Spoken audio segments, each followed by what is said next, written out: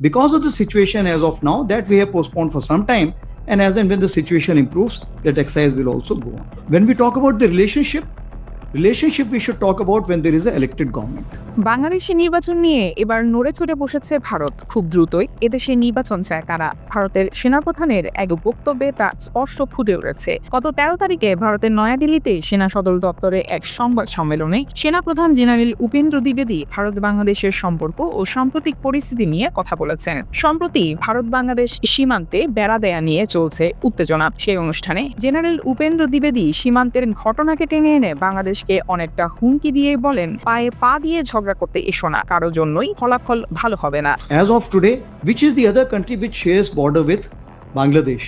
It's a small portion, if you see, is on one side, on the southeastern side, otherwise it's all India. তিনি mone করেন বাংলাদেশে নির্বাচিত সরকার প্রতিষ্ঠিত হলেই কেবল দ্বিপক্ষীয় সম্পর্ক নিয়ে কথা হওয়া উচিত, এছাড়া নয়। When we talk about the relationship we should talk about when there is an elected government. তার এই বক্তব্যে স্পষ্টভাবে বোঝা যায় যে বাংলাদেশের অন্তর্বর্তীকালীন সরকারকে অনেকটা এড়িয়ে চলেছেন তিনি। এছাড়াও বর্তমানে দু দেশের মধ্যে চলা বিশৃঙ্খলার ব্যাপারেও কোনো ধরনের সমঝোতা চান না তিনি। কিন্তু বাংলাদেশের ভৌগোলিক ও কৌশলগত গুরুত্ব নিয়ে কথা বলেছেন তিনি। তিনি বলেন, বাংলাদেশ কৌশলগত দিক দিয়ে ভারতের জন্য অত্যন্ত গুরুত্বপূর্ণ, একইভাবে ভারতও বাংলাদেশের জন্য গুরুত্বপূর্ণ। আমরা প্রতিবেশী এবং আমাদের একে অপরকে বুঝে একত্রে কাজ করতে হবে। Therefore, we are the neighbors, we have to live together, understand each other, and any kind of animosity is not in each other's interest. As of today, firstly, there is no vulnerability from any side. তার এই বক্তব্যের পরপরই এদেশের নেটিজেনদের মধ্যে দেখা দিচ্ছে বিভিন্ন সংশয়। কেননা সেনাপ্রধানের বক্তব্য স্পষ্ট বোঝা গেছে, সেনাপ্রধান আসলে বুঝাতে চেয়েছেন নির্বাচন হলেই আমরা বৈঠকে বসবো, অন্যথায় সারাক্ষণ বাংলাদেশকে অস্থিতিশীল করার চেষ্টা করব। অপরদিকে দীর্ঘদিন ধরেই অন্তর্বর্তীকালীন সরকারকে দ্রুত নির্বাচন দেওয়ার কথা বলে আসছেন বিএনপির শীর্ষ স্থানীয় নেতারা। তাদের দাবি, দেশের এই অস্থিতিশীল পরিস্থিতি থেকে একমাত্র নির্বাচিত সরকারই রক্ষা করতে পারবে। কিন্তু বিএনপির বিরুদ্ধে সারা দেশব্যাপী চাঁদাবাজি অভিযোগ রয়েছে।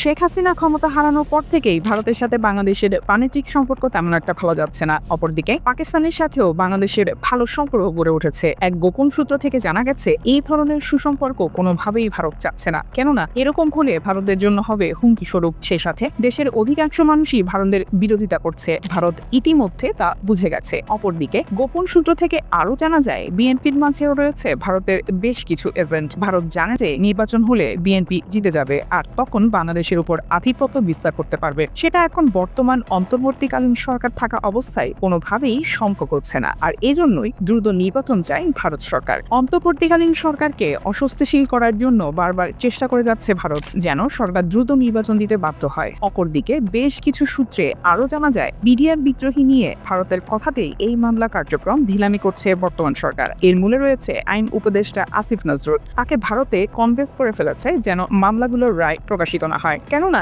এই ঘটনার সাথে জড়িত রয়েছে ভারতের র এজেন্ট, আর এই রায় প্রকাশিত হলে এদেশের মানুষের ভারতের প্রতি বিরোধিতা অনেক গুণ বেড়ে যাবে, যেটা ভবিষ্যতে ভারতের জন্য হবে হুমকি স্বরূপ।